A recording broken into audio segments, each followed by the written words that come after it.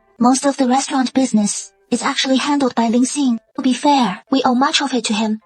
In that case, your dealings with him over these years must have been quite close. We were just having a pleasant chat moments ago. So how is it that, after just a short while, he comes storming in like he is here to interrogate us? Even if we've had dealings, it is all just business matters, nothing more. Beyond that, there is absolutely nothing. That is the truth. Of course, it is true. To the little shopkeeper. Shopkeeper got me to deliver a message, saying there is an important piece of news for you. Come on in. Is this true? It was shopkeeper Gore who instructed me to relay it. I wouldn't dare to falsify it. I understand. You may go now. What? It's about the previous investigation regarding the matter of the Saishan Commandery princess. I had bribed a maidservant close to her to gather some information. But that girl is awfully tight-lipped, unwilling to say much. Now she is likely in some trouble and has come seeking me out again. I thought that, after settling the debts of that Qin's family, she'd at least behave herself for a while. Who would have thought? Heaven itself is truly on my side. Then why not go meet her? No rush. Xiao Wen merely shook her head. The more anxious she becomes at a time like this, if I let her see it, in the end, she'll pry even less out of me. Whereas the calmer I remain, the more desperate she'll grow. And that is exactly what I want. This breakfast isn't even finished yet. Moreover, there is a heap of business outside yet to handle, each far more pressing than her. 3 years apart, and the shopkeeper Qiao has grown all the more composed. The old madam wishes you to return at once. What is it? What is the matter? The old madam didn't elaborate, so you'd best go see for yourself. Oh, I see. You go ahead. Of course, I'll go. I wonder if I might have the chance to invite shopkeeper Qiao to join us for dinner tonight. Last night, Brother Gu mentioned that several batches of fresh lambs have arrived at your estate. So? The mutton at your estate shouldn't go to waste. It would be perfect for cooking hot pot. If the general is interested, you could join us and see for yourself. Very well.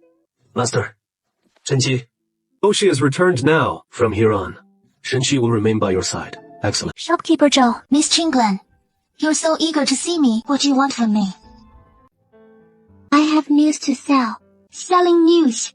What kind of news are you selling? About the princess. Last time, didn't you mention news about the princess? Have you already told me everything you know? Last time, I didn't remember clearly about the princess's affairs. I do know some more. How much silver do you want for it? 2,000 taels. 20,000 taels. 20,000 taels. But according to what you said, that bit of news you omitted last time, no matter what, it is not worth 20,000 taels of silver. Is it? If it is truly worth that price, doesn't that mean that all the silver I spent buying news from you before, in the end, you were just fooling me? I didn't. In that case, there is nothing more to discuss. If you're really that short of silver, you could just tell me the news you know, and let me decide how much it is worth. Perhaps I could give you a few hundred taels. That would count as doing a good deed. No, even 700 taels isn't enough.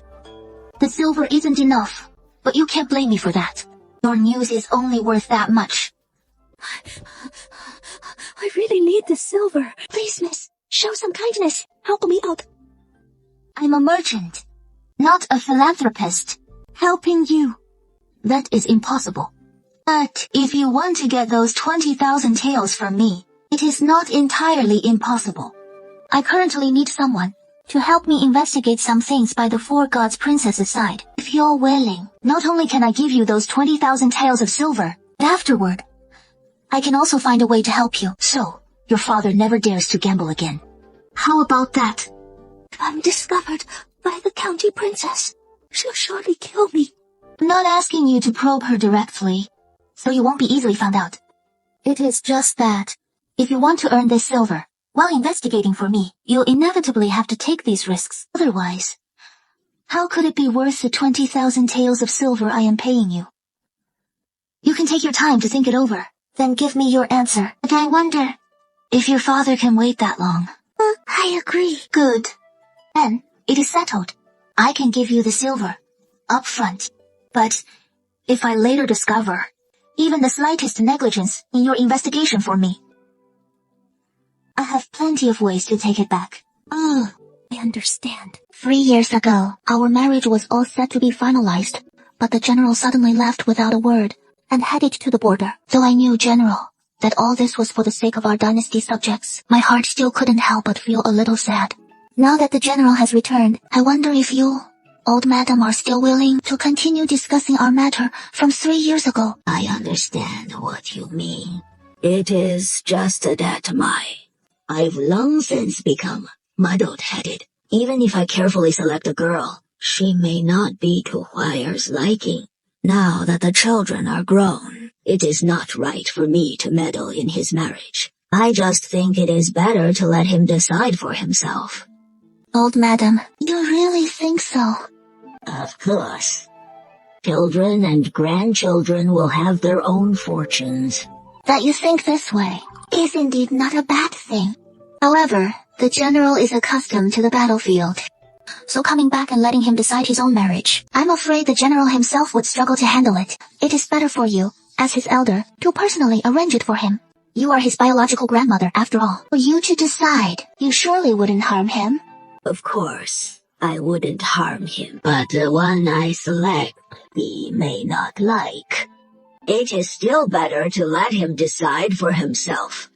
The old madam is truly open-minded. But in that case, aren't you afraid that he will get involved with those disreputable women outside?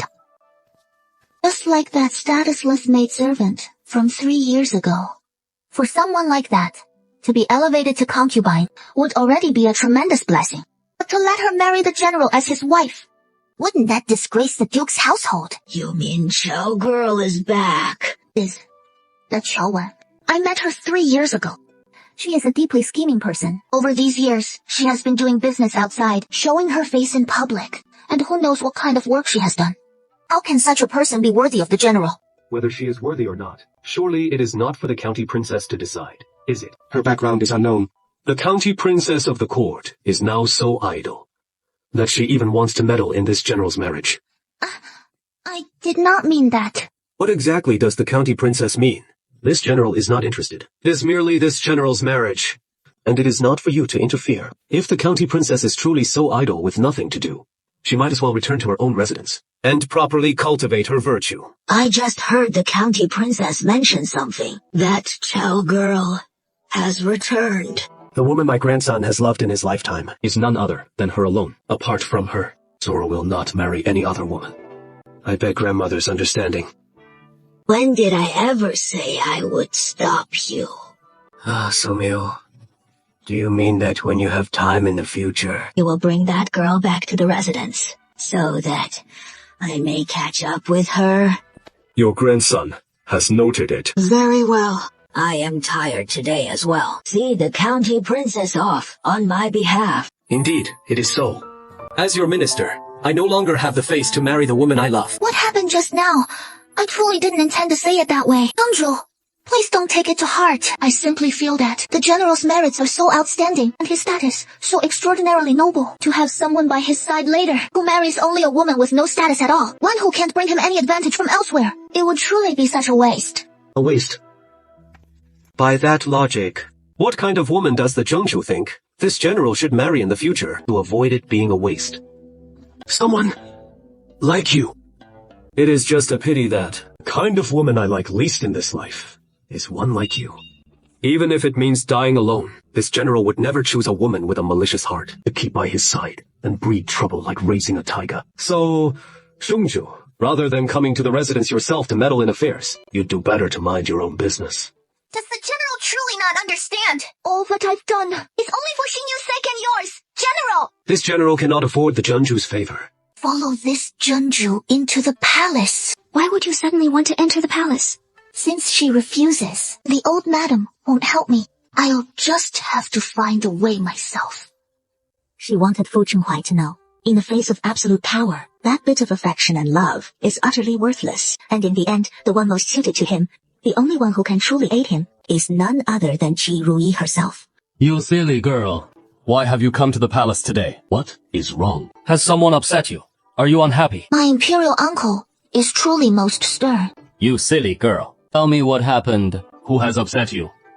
Do you want your imperial uncle to stand up for you? So, what exactly is the matter? Your subject humbly begs the emperor My imperial uncle, for one matter. Speak. What is on your mind? Why are you kneeling? Get up quickly. Your subject thanks my father-in-law. The general has served loyally for so long. I wish to request that my imperial uncle grant the marriage to wed him as his wife. I beseech your majesty to make this possible. You wish to marry that young vice-general? Yes, in your subject's heart. There is only him. I beseech my imperial uncle to grant this. Your majesty, General Fu requests an audience. Have the two of you plan this in advance, and come here together. Let him enter. Perfect. Timing. You can explain it to him yourself. If you both consent willingly, then I shall grant this happy union today. This humble subject pays respects to your majesty. That is enough. You've arrived just in time. I have an important matter to discuss with you. As you can see, kneeling before you is my niece, Qi Ruyi. She is of marriageable age and remains unmarried. If I were to betroth her to you now, would you accept? Chen's mother's courtyard. Why? Rely on her status as my niece. She would be more than a suitable match for you. Moreover, her beauty is certainly not lacking. What could you possibly find unsatisfactory? It is not that the princess is unworthy. It is simply that this subject's heart already belongs to another. My new moon. For this life, this subject, apart from her, will marry no one else. Well? Imperial uncle. But what if I must issue a decree to betroth her to you? In that case, this subject would not dare to defy the imperial decree. If it truly comes to that, then this subject would have no face left to marry the woman I truly love. Rather than staying in the capital and tormenting myself, it would be better to request a posting to the border, to guard the frontier, never to return to the capital in this lifetime. You stubborn boy. Does your majesty still intend to grant marriage to your minister? Your majesty, you know full well that Ruyi's heart belongs only to you. In this life, apart from you, he will not love another man. Is the general truly so heartless that he won't even spare me a single glance? These words I spoke earlier when the princess came to seek an audience at the duke's residence. I believe I made myself abundantly clear. Oh, is it that the princess still does not understand the meaning? Allow me to say, this humble subject has come this time precisely to report to your majesty a matter concerning the princess. Recently, on my way to and from the morning court, I have seen the princess coming and going many times, visiting the residences of several veteran court officials. Those elders all carried over from the previous dynasty, who are now at an age to enjoy their retirement in peace, thus arousing this minister's curiosity as to why the princess would associate so intimately with those ministers from the former dynasty. What business do you have seeking out those old ministers? Princess. The princess colluding with the remnants of the previous dynasty. As a female subject, I merely heard that among those old ministers, some possess fine collections of brushes and ink, so I paid them a visit to appreciate them. That is all there is to it. Of course. As a mere woman of the household, in the past, aside from such trivial pursuits, there was nothing else for me to occupy myself with. If your majesty dislikes it, at worst, I simply won't go again in the future.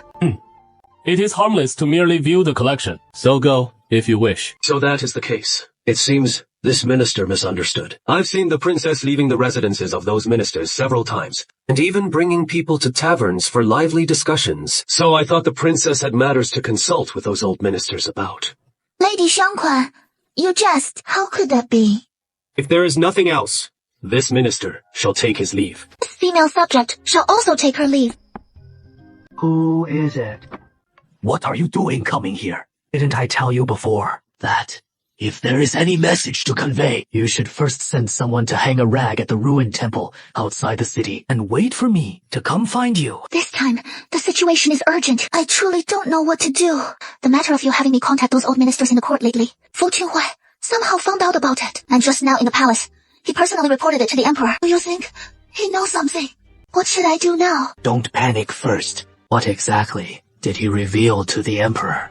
And you, did you give anything away? He only told the emperor that I've been associating closely with the old ministers in the court lately. As for the emperor, he shouldn't have discovered anything. Since Fu Jianwei has already started investigating, he must know or suspect something. What are we going to do? All of this was forced on me by you back then. Claiming something had happened to my Yingzi. You're not off the hook either. Enough. The matter hasn't been exposed yet. Why are you panicking like this? No need to worry. Once you return, just carry on with your daily life as before, but you should halt contact with those old ministers for the time being. No, what about General Fu? I'll have someone investigate him shortly to see if he is truly uncovered anything. If he really does know. If that is truly the case, we'll have no choice but to find a way to eliminate him. What? Now that things have reached this point, are you still thinking of speaking up for him? If it weren't for today's events, I wouldn't interfere with your personal affections. But now he is jeopardizing our grand scheme. Any obstacles blocking our plan must be cleared away. Enough. Just to do as I say. Go back and handle it. The county princess is in such a frantic rush. It turns out she has come here to meet with the lords of the previous dynasty. You've schemed so much in there. Why not accompany this general back now and recount it all to the emperor? How did you find this place? Thanks to the county princess showing the way, no doubt. General, we've captured them, sir. Take them all back. As for their disposal afterward, it shall be the empress' decision. No, I am the county princess of the current dynasty. My status is too exalted. Princess, you can't arrest me. Princess. The princess who consorts with the remnants of the previous dynasty. What? Remnants of the previous dynasty? I have no idea what you're talking about. This is truly just an old gentleman I happened to meet by chance before. He is no official at all, let alone some remnant of the previous dynasty. Save those words for His Majesty, the Emperor. 帝优元春? What is really going on here? What exactly happened? Let Princess Saiken explain it herself. Did you get the item? This is the token the Lord showed the Emperor when acknowledging ancestry and returning to the fold. After being acknowledged and welcomed back, the princess said this was a memento left to her by her mother, so she begged the Emperor to let her keep it. This is a birthday gift for you and your younger brother, each engraved with your respective names, all carved by Mother herself. Remember to always carry it with you, so that, even if you get lost someday, Mother can find you using this token. Remember. Shopkeeper Chow, I've already given you this item. It is absolutely genuine. What about the silver? How dare you sneak this out today?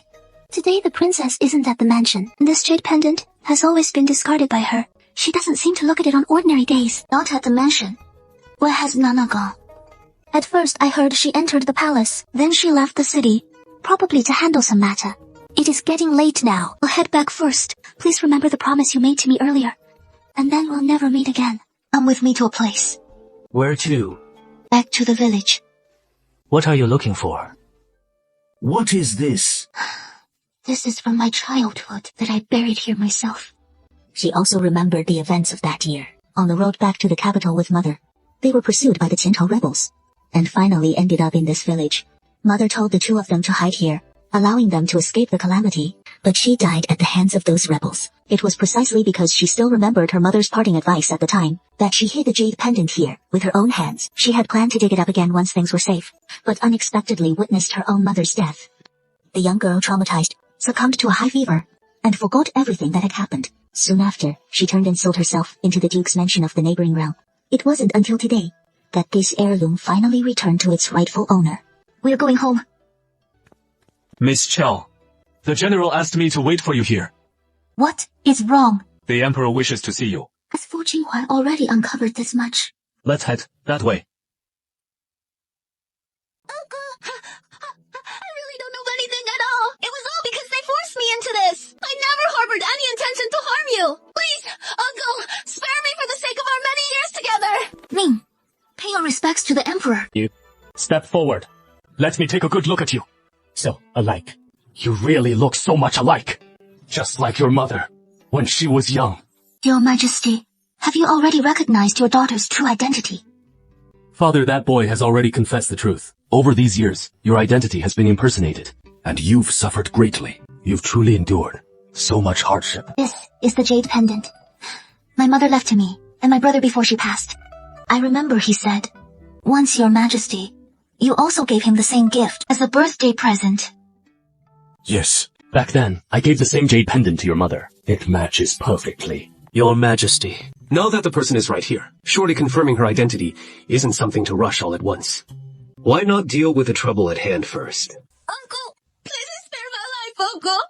All of this truly wasn't my intention. I was coerced into it too. Repeatedly bribing and winning over the old ministers of the previous dynasty, and sending out assassins time and again to take Qiao Wan's life. And this is what you call doing nothing. I didn't. If it is truly acknowledged, I'm done for. I didn't do that. Contacting those old ministers was also because they forced me. but to harm her. I admit, I did commit some wrongs out of jealousy before. But from start to finish, I never thought of taking her life. Tofu, you watched me grow up. You must know what kind of person I am. Though I am willful, yet I am not so ruthless as to take anyone's life. I know this was all my fault. I am willing to accept any punishment. I only beg that you spare my life. All of this was at our instigation. He was only 8 or 9 years old at the time. At an age when he understood nothing, it was we who coerced and deceived him into impersonating the true county princess. Later, as he grew up and came to understand more, yet he remained under our control and had no choice but to obey us. Now that the truth has come to light, however you choose to deal with me, I have nothing more to say, but this child is ultimately innocent, and I will bear all the blame. Please, Your Majesty, spare his life. Uncle, the Emperor has already spoken. All these years, he has taken your place, and you have suffered the greatest injustice. Now, how do you think I should be dealt with? Between him and me, there are indeed some old grudges, but after all these years have passed, these grievances do not warrant his execution. Please, Your Majesty, spare his life. As for how I am to be punished, it is entirely up to Your Majesty to decide. Your Majesty, please spare me this time, since he has said as much. By imperial decree, demote Tirui to commoner status.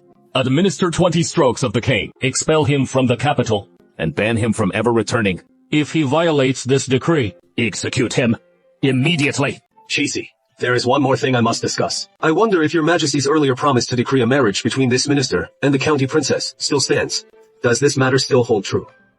Your sister-in-law's attitude has shifted rather quickly. Your Majesty just. The woman who has my heart has always been but one from start to finish. I beseech Your Majesty to grant the marriage once more. Back when the decree was about to be issued, you were utterly unwilling. Now that Chavan has reclaimed her true identity, she is, after all, my one and only niece, of noble status. With so many young and talented men in our court, I believe we should consider other options and select another match for you. Even so, Your Majesty may think that way, but I'm afraid the county princess herself would not agree. What do you think? My lady. General. Shinshu. As for you. This won't interfere with the two of you. Then the marriage decree is settled. We'll discuss it after you handle that other important matter. Then this minister will return next time to request this edict. From this day forward, hold the title of county princess. No, this general fears he may not be worthy of you. It doesn't matter. This county princess doesn't mind your status. In that case, I thank the county princess for her favor. Come, let me take you home. Oh no, how did you get hurt so badly? Quickly, carry the young mistress inside first. Oh dear, the young mistress has suffered so much. You finally arrived. Yes. Now that we're here, we won't let the young mistress endure such grievances again. What do you plan to do next? The matter has been exposed, and the Emperor won't let it go so easily. Sooner or later, he'll track you down. Young mistress, have no fear. We've already built up a force of troops and influence from afar, but we've never found the right moment to strike. And now, we can wait no longer. Once we return to Yuanzhou, we'll immediately rally our men to attack the imperial capital. You are the sole remaining bloodline of the previous dynasty's royal family. The throne of the current realm belongs to you alone. What are your chances of success? That will depend on you, little mistress. Currently, command of the capital garrison lies in the hands of the heir to the Shengjing Marquis mansion. In the coming days, we'll deploy our troops to the capital. As long as he is willing to cooperate, we can seize the imperial capital without lifting a finger. Young mistress, our current plight is perilous. We must persuade him, and I'm afraid it won't just be you alone. We absolutely cannot let this opportunity slip away so easily. What is it you want me to do? First, we'll find a safe place for you, then return and send a secret message to the capital to summon him to meet you. Upkeeper, the men you stationed at the Shengjing Marquis's residence have returned with a report stating that they spotted the Shengjing Marquis's heir leaving the capital in disguise not long ago, and bringing someone back with him. Most likely, that person is Chiruhiro. This was to be expected. This is merely the first step. Before they make any moves, there is no need to interfere yet. His haste in seeking refuge with Prince Shang must be connected to events beyond the capital's military camp. I fear. Indeed. As long as we control the movements of the capital's garrison, overthrowing the imperial palace will be a simple matter. What happens next will depend on the choice he makes. Ruyi, today in the capital, the Lantern Festival is underway. See what I've brought for you. I've brought some pastries for you. And some lanterns. If you like them, I'll hang them up in your room later. I don't like these things. Why not? Don't all young ladies like such things? Last year, you released the lanterns with your maid by your side. Last year was last year. Those were the days of old. Last year, I was still the lofty county princess. But look at what I am now. No longer exalted. Merely someone forced to hide in this grand household. A wretched soul, eking out a hidden existence. Ruyi, don't speak like that. No matter what, I'll always stand by you. It won't be hard for you to reclaim your former life. Just that you can't wander freely, as you once did, as long as you're in my residence. I guarantee, no one will dare to defy you. What is the difference between skulking in the shadows and rotting in a dungeon? Yeah, I know you want to help me. Think on it. Then, do it for my sake. That matter I spoke to you about earlier. Just agree to it. How so? Didn't you say you wanted to help me? Now that I'm pleading with you openly, you're suddenly unwilling. Or is it that all those sweet words you just said were nothing but empty lies? Of course not. As long as it is for you, I'll do anything you ask. Then you'll agree. Just this one thing. I hesitate because... Why? Can you truly bear to watch me cower in your home for the rest of my life? They might hide for now. But in time, flips are bound to happen. And once the Emperor finds out, my life will be forfeit. Even then, you'd stand by and watch. I won't let any harm come to you. That is easy to say. When the day comes that I'm discovered, how will you protect me? What power do you have to shield me?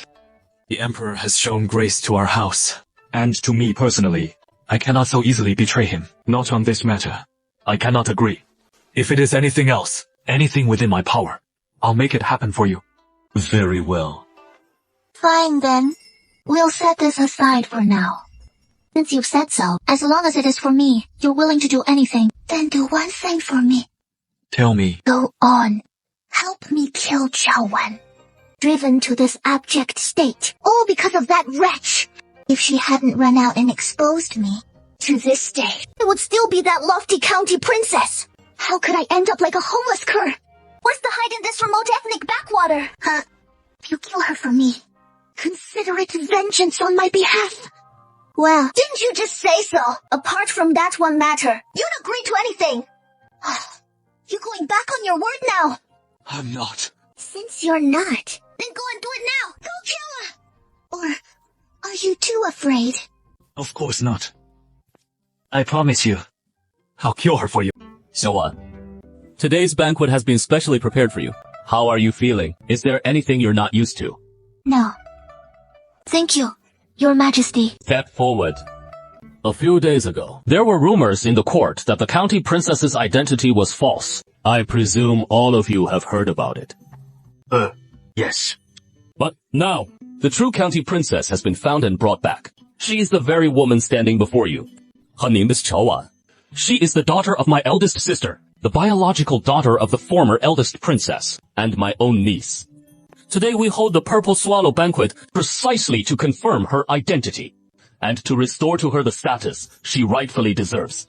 We ministers pay respects to the county princess. My lords, no need for such formalities. I am but a humble woman, even bearing the title of county princess. I cannot accept such grand courtesies from you all. Please, my lords, rise. County princess. Her Majesty, the Empress, has sent this servant to deliver her message. She wishes to see you. Are you available to go now? The Empress? Yes. Her Majesty, the Empress, is feeling indisposed today, and thus cannot attend a banquet. So she has sent the servant to deliver her summons. Please, County Princess, attend to her personally. All right, then. Then, I'll bring Xiaobai along. Her Majesty said she wishes to see you alone. The palace maid's expression changed slightly. She hurriedly added, As for your brother, he should come another day.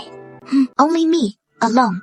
Xiaowan widened her eyes in surprise, gazing at the maid's expression, but in the end, she said nothing more.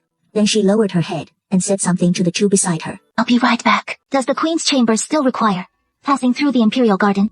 Yes. Princess, truly apologize. This servant's stomach is suddenly feeling unwell, and I need to relieve myself first. Could I trouble your highness? Please wait here just a moment. Then go ahead. Thank you, your highness. This servant will return shortly. Please remember not to wander off. Otherwise, if you get lost, the servant cannot bear the responsibility. Don't worry. I won't go anywhere. Qiao Wen sat by the rockery, waiting a long time, but the maid never returned. Unbeknownst to her, after some time passed, a faint sound came from behind. A pair of hands suddenly lunged at Qiao Wen. Though Qiao Wen had been idly waiting, she seemed to have anticipated it. She swiftly dodged to the side. At the same time, she drew the dagger hidden on her body for self-defense, and pointed it firmly at the assailant. So it is you, General. How did you know it was me? General Shang attempted something similar just days ago. Given such a prime opportunity, at today's banquet, surely wouldn't let it slip away. I've been waiting to see if you'd make a move. And when that palace maid approached me, I knew it was your doing. Why? The Queen not attending the banquet, it's absolutely true. That much is true. I had no reason to doubt it. However, today's banquet was specially arranged by the Emperor for me to allow the court officials and ladies to acknowledge my status. The Queen, if she understands any etiquette at all, would never leave at such a crucial moment. The banquet was in chaos, so she called me away. No wonder you built such a grand enterprise, all by yourself. You are indeed as clever as they say, and I've been watching it all, since the plot has been exposed. Now you plan to report straight to the Emperor, or perhaps kill me in a fit of rage. Either way, it matters not to me. General Shang, you truly see things clearly. All that you've done, is it to avenge Shi Ruyi? And what if it is? That day when I first returned to the capital, I happened to run into you, seeking him out. From what I saw, that was his attitude toward you. He clearly has no fondness for you. Yet here you are, going to such lengths for him. Is it worth it? I understand, of course. How the county princess intends to deal with me, I leave it entirely to her discretion. So, what do you think I should do with you? Kill you? Whatever happens today. I'll pretend it never took place, and that I've never laid eyes on General Shen. Wait. Why let me go? Do I intend to seek revenge? General Shang, your words make it sound as if, unless I pursue this, you'll feel deeply uneasy about it. General, take good care of yourself from now on. You're back. But did you handle the matter I entrusted to you? I'm sorry. What do you mean? Didn't you promise me just a few days ago, so assuredly, that you'll definitely make your move today and kill him for me? What do you mean by saying this now? My lady. What exactly do you mean? The plan failed. I was halfway through the act when she discovered me. Didn't you claim to have made every possible preparation in advance? How could it still fail? She is just a delicate woman with no strength to trust a chicken. If you want to kill her, there should be plenty of ways to do it, right? Or is it that you never intended to help me at all from the start? You were just trying to intimidate her with words. Of course not. Then what exactly? Ruyi. It's fine. If this attempt fails, it won't matter to you. Anyway, she is right there in the capital. She won't go anywhere. You just send someone to keep watch on her. Then find another chance to kill her. That is all. A small matter like this, you can certainly handle it, right? Ruyi. My lotus. Let's just drop it. She hasn't wronged you in any way. Isn't it good enough for us to live like this now? Zheng Yuanye stared intently at him with his eyes, suddenly speaking with a hint of hope. First, recover from your injuries at the estate. And in 2 years, once I've handed over all the duties in my military camp, we'll buy a residence in nearby Wenzhou and live in seclusion. There from then on. What do you say? She's already ruined me like this. If you're unwilling to help me get revenge, fine. But now you want me to leave the capital with you. Zheng Yuanye, don't you dare dream of it. Fool. Why must you be so obsessed? What about killing her? Because I hate her. It was she who took everything from me, leaving me in this wretched state today. If you're unwilling to help me, then there's nothing left to say between us. Eat as well. At today's banquet, sure enough, it was Zhang Yuanye who raised me as his own, but he doesn't seem to have taken it seriously. He truly wants to kill me. But after I discovered it, he simply gave up, adopting a posture of leaving himself at my mercy. In this way, He is not entirely foolish. It is just too outrageous, isn't it? After all, he is merely trapped by his emotions. If he can repent afterward and hand over Ji Ruyi, he might still have a way to survive. That will depend on him. Rampant! Just now, after the Sheng Jinghou mansion sent a letter outside Kyoto, the outside replied with one as well, which my subordinates have all intercepted. It says, those people are already prepared and ready to act tomorrow night, instructing Ji Ruyi to bring military uniforms and rendezvous with them, as well as noting that the heir to the Shengxian Marquis has been reluctant to agree to their demands. So, Ji Ruyi plans to kill him outright. How thrilling. Understood. I originally planned to send you back to the mansion first, but now it seems there is no time. I must re-enter the palace for an audience, to meet the emperor, and carefully discuss our next moves. All right. Remember, to be careful. What happened last night was indeed too extreme on my part. And after thinking it over carefully, I still feel a bit guilty. That is why I had someone summon you here to say sorry to you. No. It is fine. As a man who is used to handling things roughly, how could I be undone by just a few words? That is good. Actually, what you said last night, I've thought about it carefully too. In the end, my identity has been false from start to finish. The bookmark is merely returning something that belongs to someone else. There is nothing more to say. You said you wanted to go into seclusion with me somewhere else. I've given it some thought, and it does seem like a good idea. Have you truly come around? Otherwise, why would I have summoned you? But by then, I'll truly have nothing left. So you mustn't take advantage of me. Of course not. I'll treat you very well. Eat first, or it'll get cold soon. All right. Take your time. You eat too. Don't just watch me. You wretch. Why do you keep staring at me? It is nothing. Just eat a bit more. Yeah. Aye. How is it? Satisfied with the taste of the poison? This is specially prepared for you. And it was all thanks to that letter you delivered for me yesterday. Otherwise, how could I have obtained the poison so easily? It is a pity, though. They didn't have any fast-acting poison. If the dose I used, it'll take you at least an hour or two to die. Why? Are you suddenly asking me? Why? Why don't you ask yourself instead how you've been spending these days? I asked you to help let the troops enter the city. You refused. You even sent people to scout the army's position. I see you're fully prepared to betray me to the emperor at any moment. Moreover, I merely asked you to kill Qiaowen for me. She is my greatest enemy, and you wouldn't. You even tried to force me to let it go, all while saying you wanted me to stay behind and live in seclusion with you. When it boils down to it, all of this stems from nothing but your own selfish desires. You just want to keep me trapped by your side for the rest of my life. But you never once considered that I don't like you. Now everything's fine. You no longer have the power to control me. No, lay down your weapons. Surrenderers will not be killed. It is right here with me. You can take it with you. Time is of the essence. We should head to the camp outside the city right now. All right. I think you gentlemen need not go. Nearly half the men from the capital camp are right here now. Whatever you have to say, just say it here. How can this be? How could this happen? Where is your command token? Hand it over now. Only then did Ji Ruyi snap out of his daze. He nodded and reached for it. In the next instant, something struck the back of his hand, sending a sharp pain shooting through him.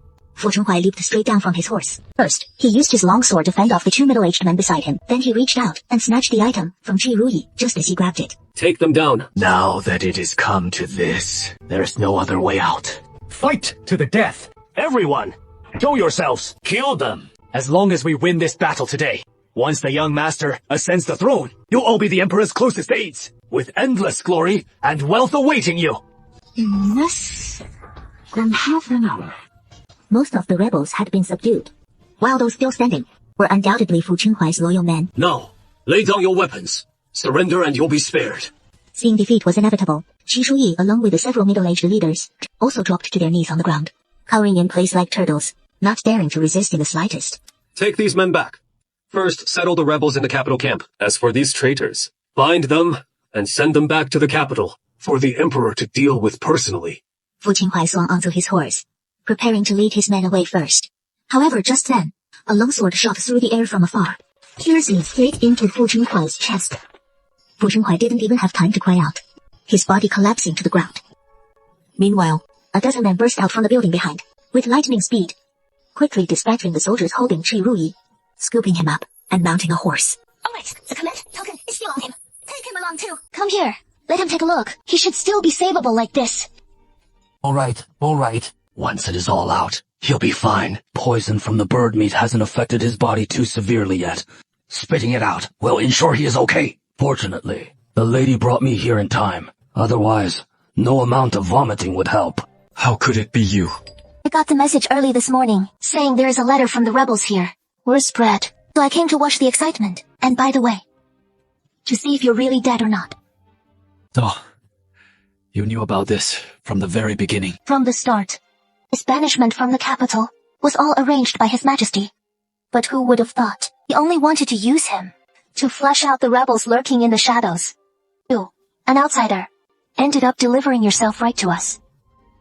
Enough. You've salvaged your life. Count yourself lucky. Don't make the same mistake again. After this. We'll have to kill you. Ruyi, how is he now? You were nearly killed because of him. Yet now you're still concerned about his well-being. Me. He was escorted out of the capital by your household's men. By now, he is likely joined up with those rebel forces. The general sent men out at dawn to pursue them. Even if he hasn't been killed yet, he is probably being brought to justice by now. Your Highness! Your Highness! Bad news! What happened? Something's happened at the capital's main camp. General flew LED men to pursue the rebel forces, but they ambushed him. He took an arrow. How is he now? The general was captured by several rebels. His whereabouts are unknown now. What about Ruyi? What about the rebels? The rebel leader and most of his followers have fled into the woods with them, and we don't know where they've gone. Alas, now the camp is without its commanding general, and the troops don't know how to proceed. That is why I've sent my men to report to you. General, please, issue your orders. At once, prepare a horse for me. I'll lead the army out of the city right away, and we'll go find them together. Yes. I want to go with you too. You're just a woman. So, what if I'm a woman? You and I both long for our loved ones. That is why we're in such a hurry. I want to go find him. Is there anything wrong with that? Take me along. It won't be a burden to you. Let's go. Roughly how many rebels escaped? Let's see. Nearly half their men got away. At least 100 of them. All headed into the woods ahead. Yes. Then we'll follow that path and go search first. If we truly encounter any rebels along the way, show no mercy. Kill them without hesitation. Hold on. But if you encounter the former princess of Saiken, Qi Ruyi, don't kill her. By any means necessary, capture her alive. Bring her back to me for personal judgment. Miss Sha, come here and see. What is this? It is just a bit of blood. What is the big deal? Look closely. This. It is Tanya. It is his bloodstains. The situation is unclear now, but since they've chosen to abduct him, they must intend to keep him alive. We'll follow these blood trails. We should be able to find some clues. Let's go. The blood trail ends here. Stop searching. Probably midway, they realized something was amiss and wiped away the tracks. Surely. Is there really no other way? If we can find some way to draw them out, it might just work. Otherwise, searching like this now is like finding a needle in the ocean. Yes. You're right. Since we can't find him, then we'll make him come to us. That is easier said than done. But they've just been through a fierce battle and barely escaped danger. Why would they show themselves so easily? He will. After all, the one he harbors the deepest grudge against is right here. How do you plan to do it? We'll discuss it back at camp. Brother Suto, you never knew how deeply I adore you in my heart. Vile wretch, you finally met your match. He let out a cold sneer, reaching out to plunge the dagger in his hand downward.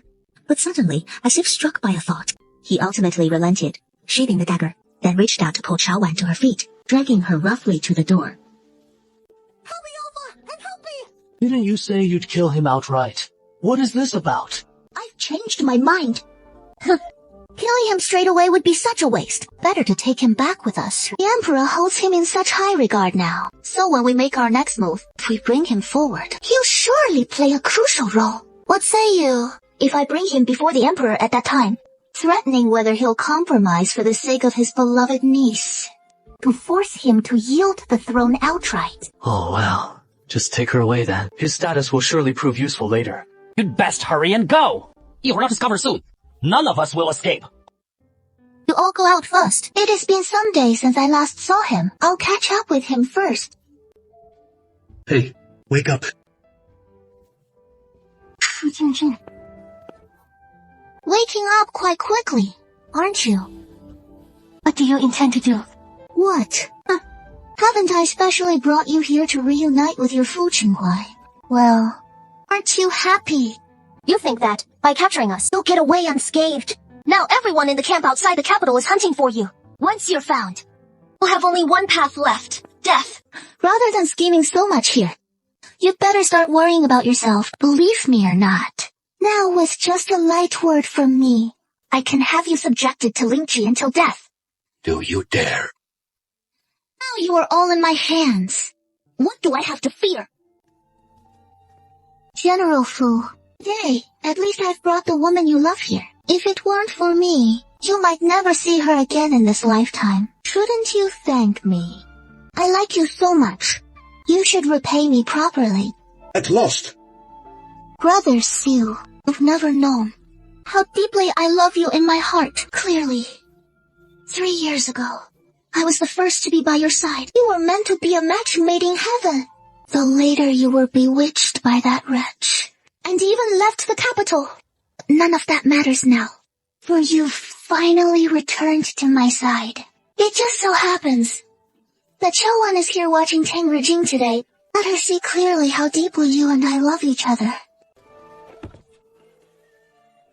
You dare reject me! Leave me. I'll call people in from outside right now to take turns ravishing you and your future wife. You wouldn't dare. See if I dare. If you don't want trouble, you'd best not provoke me further. If you do this, aren't you afraid of being found out later? And ending up in ruin yourself? And Sheng Yanyan, he adores you so much. For your sake, he even risked his life to rescue you back to the estate. Yet, you moved to kill him. So what? Sheng Yan is nothing but a fool. How could he possibly be worthy of me? I begged him for help 334 times. Yet not only was he unwilling, he even turned around to shield you. I merely poisoned him.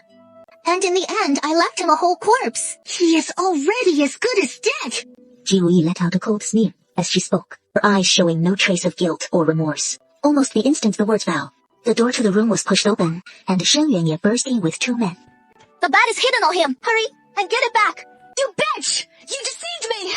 Give me the key. The instant the words fell, Ji Ruyi instinctively clutched at her waist. This move only made her guilt more obvious, as Sheng Yuanye stepped forward 2 paces and snatched her pouch right away, and sure enough, found a key inside. Chawan stepped forward and took it, then hurried back to the bedside to untie the chains binding the man's hands and feet. Give it back to me! What about the bat? I won't give it to you. Don't come any closer! Ji Ruyi's face filled with shock. Gritting her teeth, she swiftly drew a hairpin from her hair and aimed it at him. Now, it is all our people outside. Don't resist anymore. If you cooperate obediently, afterward, I can still plead with the Emperor to spare your life. Ruyi, don't be so stubborn anymore. Shut your mouth! What are you doing? You said there is still a shred of affection for me in your heart, so don't come any closer. Otherwise, I'll die right in front of you now. Don't do anything rash. Let me go.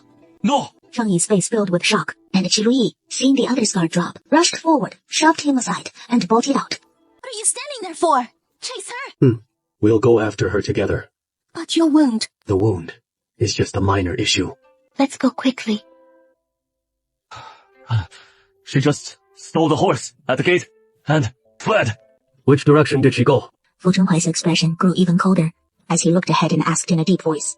The guard pointed ahead. Fu Chenghuai stepped forward immediately, mounted the nearby horse in one stride, and prepared the war horse for pursuit.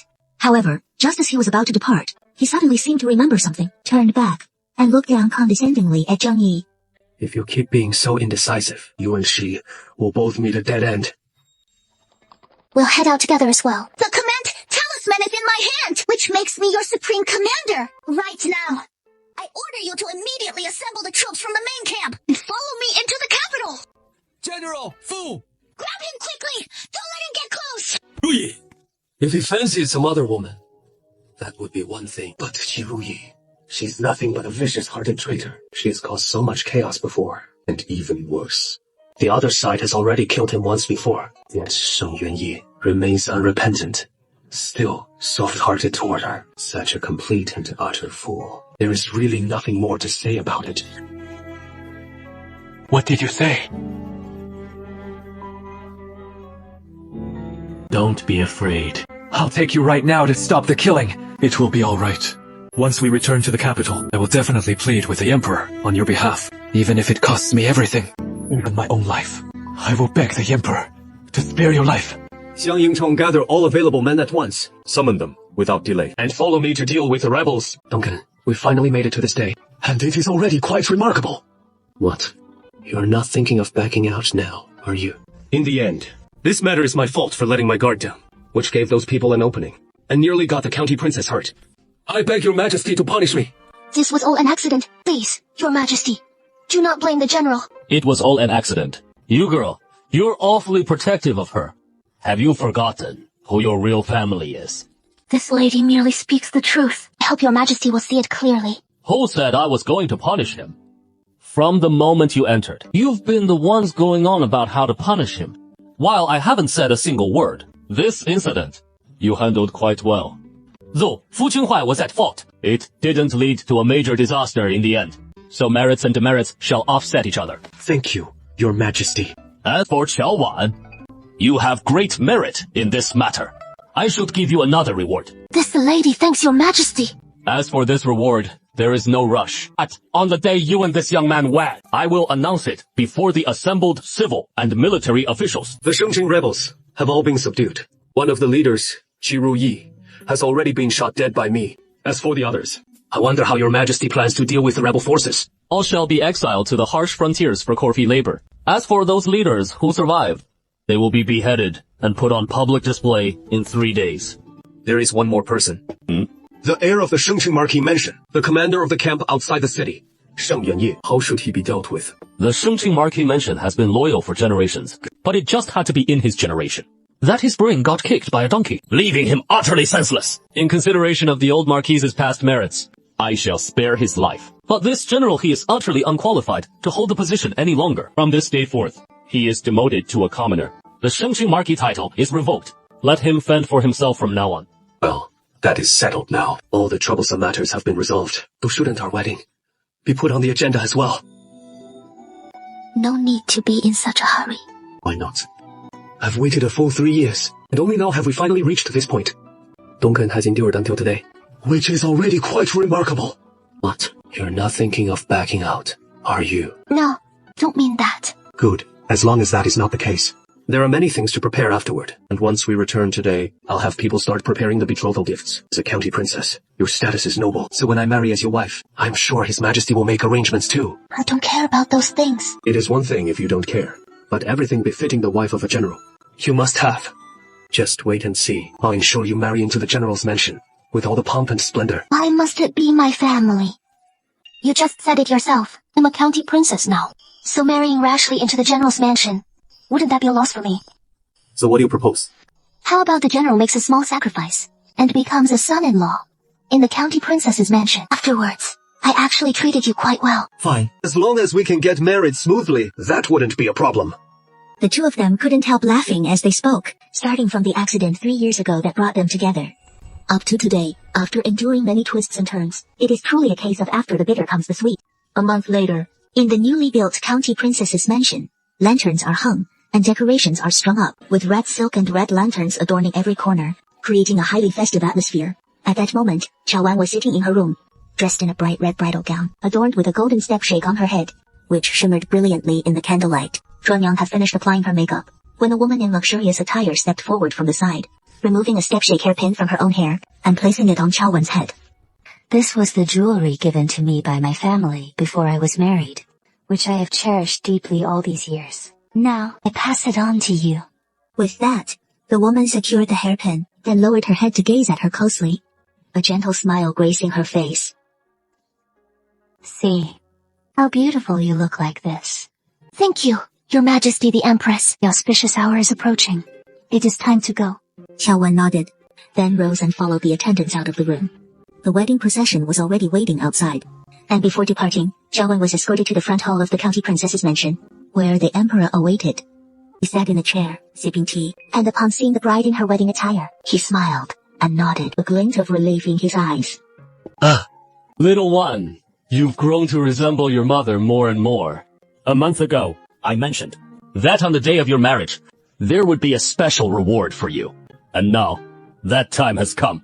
Qiao Wan, daughter of the eldest Princess Xian, for your meritorious service in capturing the rebels a month ago, I hereby bestow upon you the title of Princess Anning. Why the stunned? Look. This subject, thanks Your Majesty. You go. Enter the main mansion's gate. Fu Chenhuai mounted a fine steed, clad in festive wedding attire, with a faint smile on his face. Waiting. Qiao Wen had the bridal veil draped over her head, unable to see the surroundings clearly, only hearing the shouts from those nearby. Escort the bride into the sedan! This moment passed swiftly. A pair of large, calloused hands reached out, extending toward Qiao Wen.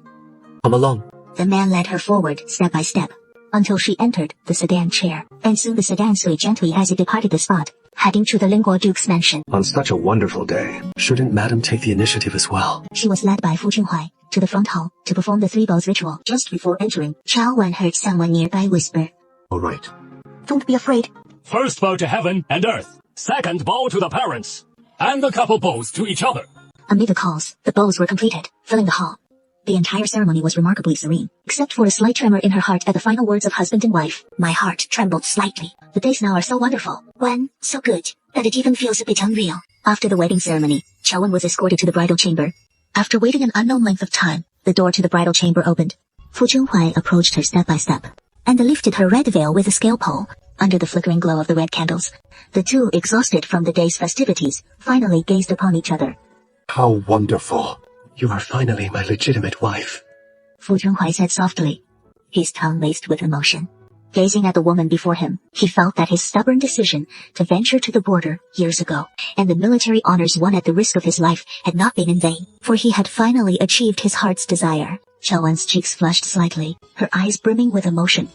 Unsure of how to respond, the man stepped behind her, poured 2 cups of wine and brought them to her. Qiao Wen naturally understood his intent, took 1 cup and shared the cross-cup wine with him. Afterward, he set aside the cup and sat on the bed's edge, gently cupping her chin with one hand. His thumb brushed softly against her lips, because it got a bit stained with water from the drink just now, making it look exceptionally lustrous, as if tempting him in some way. Such beauty. The spring night is short. Madam, shouldn't we get intimate too? She nodded lightly, too embarrassed to speak. The two of us have shared intimate moments in the past, but it has been 3 long years since then, and with today's unique atmosphere all around, it all made him feel particularly shy. Madam, you've been so quiet today. What is the matter? Are you dissatisfied with your future husband? I didn't say that. Since we have such a perfect day, shouldn't Madam take the initiative too? Teasing glint and a rosy blush colored the man's eyes, her face growing ever more flushed with embarrassment. Yet, she took the initiative to lightly kiss the man's lips, completely cutting off his words. The spring night is just warming up. Where do you want to go? It is still early, Madam. You can rest a bit longer. I'm not sleepy anymore. I'm still sleepy. Stay and sleep with me a while. Good girl. No, go to sleep. After you wake up, I'll take you out to play. Where? I'll tell you then.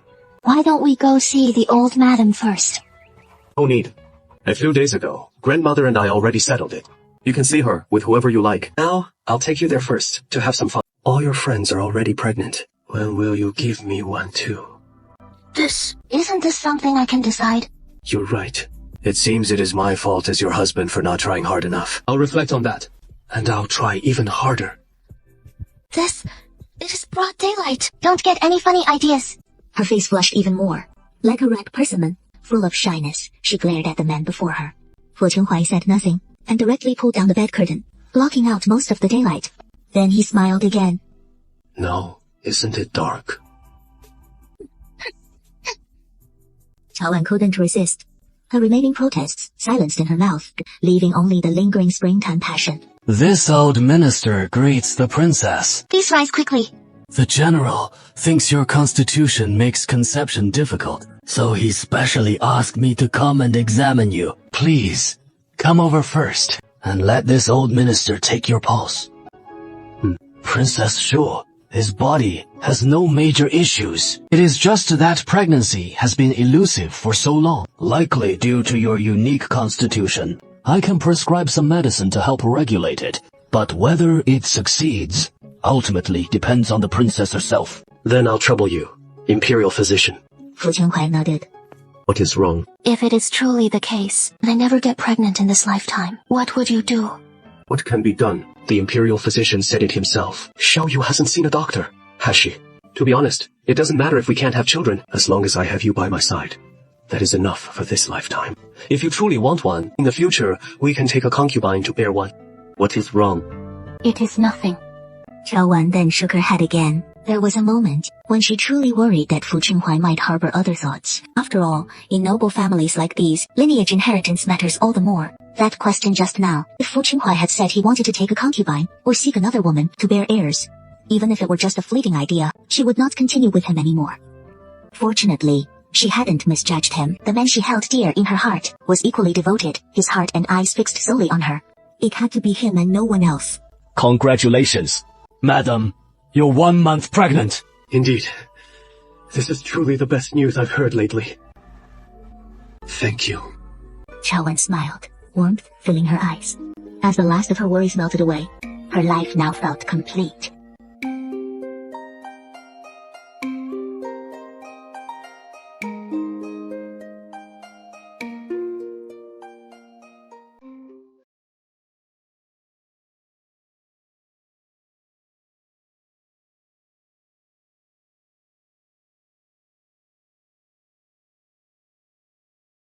It can be played on repeat, but people can't relive it. Love means giving your heart and your very soul till love's end brings collapse. It can be played on repeat. I can't come back again. Some people, some loves are destined to say goodbye in this life.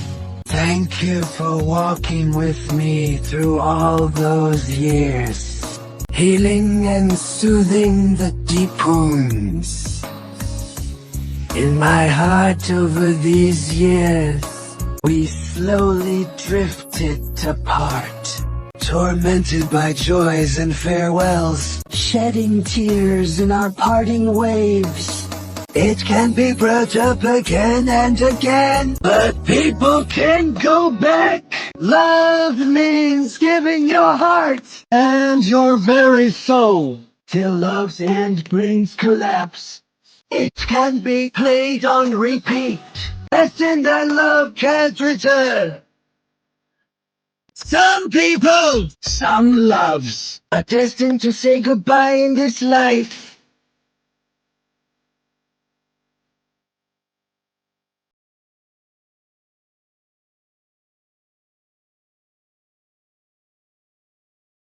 Yeah. Hey, ha, ha, ha, ha, ha, ha, hey, yeah.